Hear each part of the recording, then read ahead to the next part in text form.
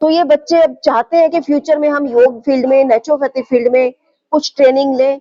बहुत अच्छा लगा क्लास अटेंड करके।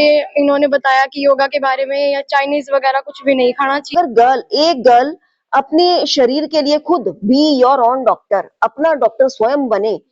हमने योगा के बारे में भी जाना है। फास्ट फूड नहीं खाना चाहिए, ये अच्छा नहीं होता सेहत के लिए भी, ये भी जाना। हॉस्पिटल्स भरे हुए मरीजों से, उन सब की बीमारी का एक ही कारण है, पेट। नमस्कार, मैं हिमानी शर्मा, आप देख रहे हैं RSN एक्सप्रेस। तो फिलहाल मौजूद हूँ मैं PLA में, शाश्वत केयर हेल्थ सेंटर में, जहाँ पर आपको डाइट चार्ट भी मिलेगी, फुल टाइम बाथ भी मिलेगा, योगा भी मिलेगा, हर्बल ट्रीटमेंट भी मिलेंगे। अब आप ये पूछेंगे कैसे मिलेंगे, तो यहाँ पर आपका डाइट चार्ट भी होगा, उसमें फुल स्टीम बाथ भी होगा, जिसमें कि आपका घुटने में दर्द हो या फिर सर्दियों में आपके जो शरीर पे दाग हो जाते हैं वो भी रिमूव होते हैं।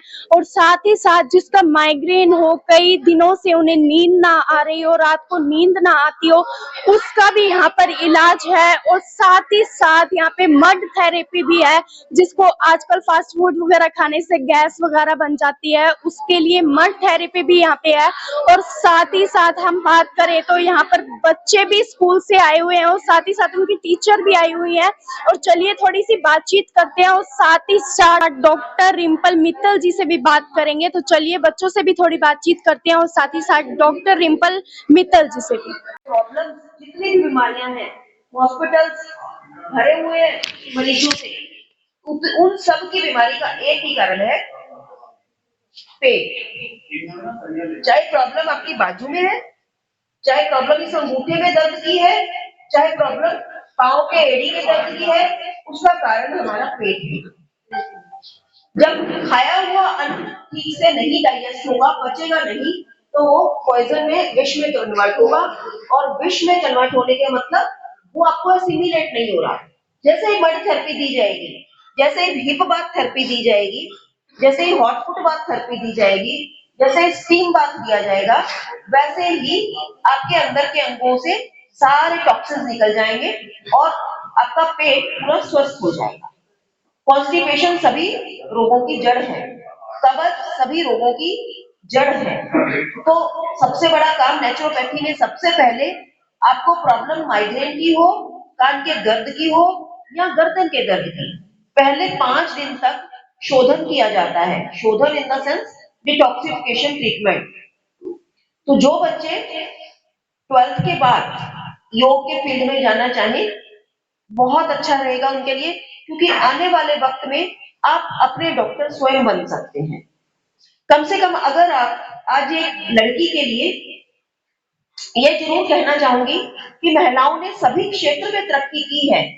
बहुत क्षेत्र, वो कौन सा क्षेत्र है जिसमें महिला आगे नहीं है, लेकिन किचन में भी क्रांति आना जरूरी है। ये मेरा टॉपिक 20 वर्ष से सभी महिलाओं के लिए चल रहा है।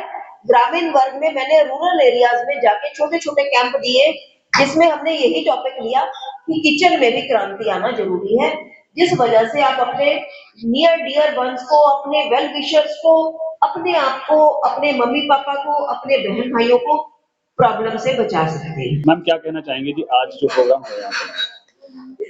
ब्यूटी एंड वेलनेस सब्जेक्ट के तहत इन बच्चों का एक ट्रेनिंग प्रोग्राम होता है। ऑलमोस्ट हरियाणा के अपने हिसार के सराउंडिंग बहुत से विलेज के स्कूल, जो गवर्नमेंट स्कूल होते हैं, उनका मेरे ख्याल से 20 to 25 स्कूल का हो चुका। और आज हमारे साथ हांसी से मैम गवर्नमेंट स्कूल से आए हैं, और जैसा कि आप देख रहे हैं स्टूडेंट्स 60 to 70 स्टूडेंट्स हमारे साथ हैं। तो ये बच्चे अब चाहते हैं कि फ्यूचर में हम योग फील्ड में, नेचुरोपैथी फील्ड में कुछ ट्रेनिंग लें, ताकि 12th के बाद, +2 होने के बाद ये बच्चे उस फील्ड में अपनी आगे कहीं ज्वाइन कर सकें। क्योंकि आज के दिन जो आप देख रहे हैं कि योगा फील्ड में, नेचुरोपैथी फील्ड में बहुत सी गवर्नमेंट जॉब्स बच्चों के लिए आ गई हैं। तो गवर्नमेंट जॉब के अलावा भी अगर एक बच्चा, एक लड़की, क्योंकि आज हमारे साथ सभी गर्ल स्टूडेंट हैं, अगर एक गर्ल अपने शरीर के लिए खुद बी योर ओन डॉक्टर, अपना डॉक्टर स्वयं बने, का भी अगर ट्रेनिंग लेती है, वो अपने आप को भी ठीक रखेगी, अपने परिवार को भी पूरे को ठीक रखेगी। एक महिला अगर भोजनालय को औषधालय बना दे, तो शायद कोई व्यक्ति हॉस्पिटल्स में जो इतने दिन लगाते हैं, हम एडमिट होते हैं, सिंथेटिक दवाओं का प्रयोग करते हैं, तो शायद नहीं होगा। आज मैम क्या-क्या करवाया गया, क्या-क्या सिखाया गया ये बच्चों को? आज बच्चों को मड थेरेपी के बारे में दिखाया भी गया, बताया भी गया और साथ में बच्चों को अपना शिरोधारा का ट्रीटमेंट दिखाया गया और डाइट की जानकारी दी गई। तो जैसे कि मैम साथ ही साथ आपने बताया कि हम फास्ट फूड को घर पे भी वैसे कुक कर सकते हैं, तो उसके बारे में भी थोड़ा सा बता दीजिए। फास्ट फूड को घर पे कुक कर सकते हैं इन द सेंस कि जो बच्चे फास्ट फूड की तरफ ज्यादा दौड़ रहे हैं आज के दिन, प्रयास करें कि जिस तरह की पिज्जा का नाम ही लिया जाए, तो वो आटे का बेस खुद घर पे बनाकर बेक करके तवे पर ही और सभी वेजिटेबल्स लगाकर विदाउट एनी केमिकल, जो मोनोसोडियम ग्लूटामेट पे मैंने आज बहुत अच्छा एक्सप्लेन किया है, MSG एक प्रोडक्ट डलता है रेडीमेड पिज्जा में, वो ना डालकर उसको खाएं। और उसको एक बहुत अच्छा ऑल्टरनेट आज मैंने गर्ल्स को बताया है कि मूंग दाल के चिल्ले को आप चावल का डोसा ना खा के मूंग दाल का चिल्ला बनाएं, चाहे आप मूंग छिलका दाल का बनाएं या स्प्राउट उगाकर बनाएं।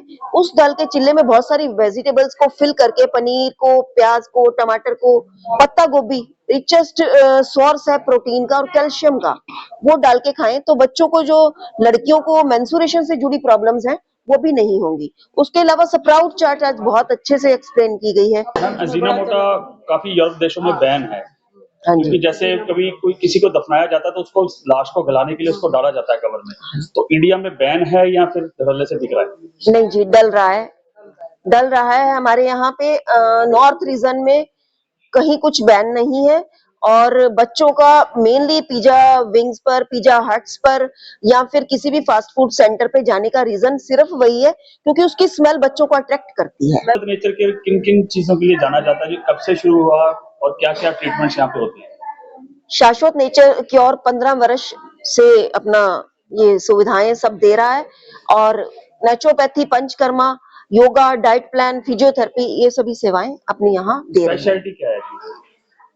नेचुरोपैथी सेंटर एक अपने आप में एक स्पेशल होता है कि जहां पर आपको एक प्रॉब्लम के लिए बोल दिया जाए कि ये प्रॉब्लम के लिए तमाम उम्र आपको दवाएं खानी है और सिंथेटिक दवाएं खानी है, आपकी प्रॉब्लम सिर्फ दवाओं से ही ठीक रह सकती है।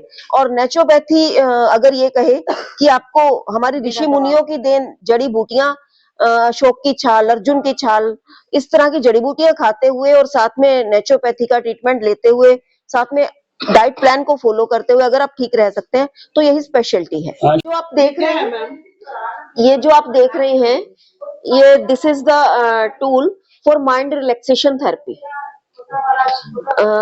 शिरोधारा ट्रीटमेंट पंचकर्मा के अंदर आता है, जिसमें पेशेंट को यहाँ सुलाया जाता है, यहाँ सिर के ऊपर ये धारा तेल की, इसमें तेल डाला जाता है।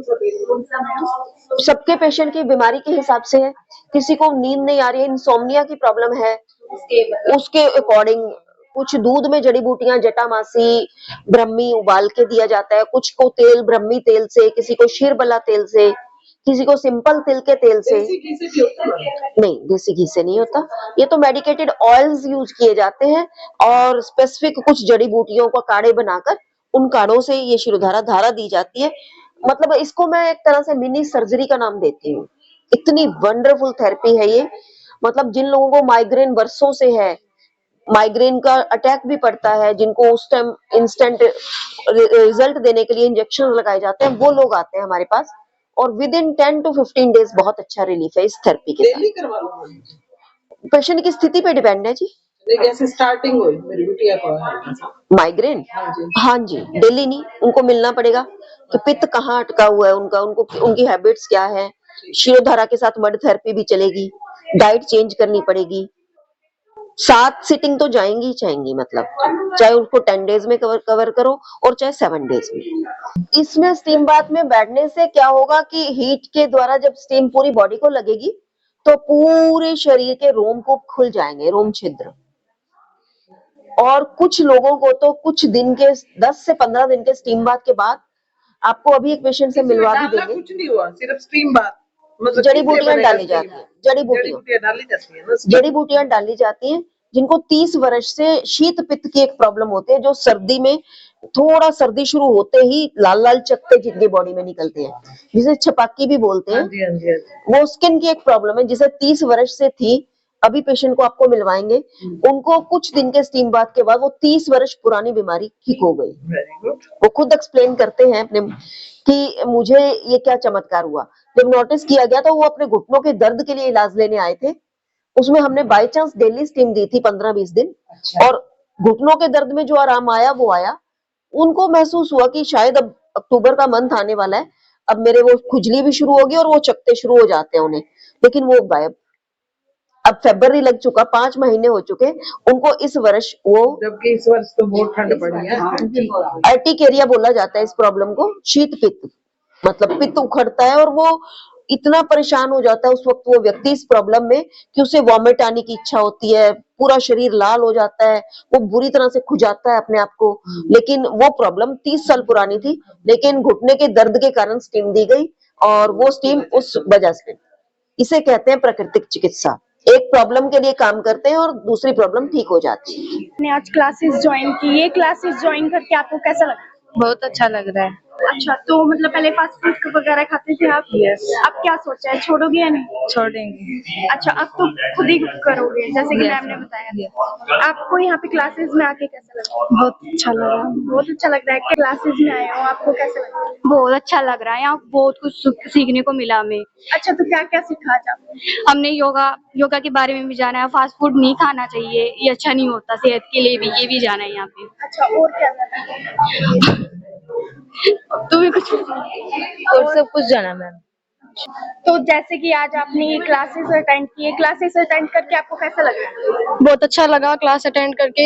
इन्होंने बताया कि योगा के बारे में या चाइनीज वगैरह कुछ भी नहीं खाना चाहिए, उससे हमारी जो मतलब हमारी बॉडी में जो बहुत बुरा प्रभाव भी पड़ता है।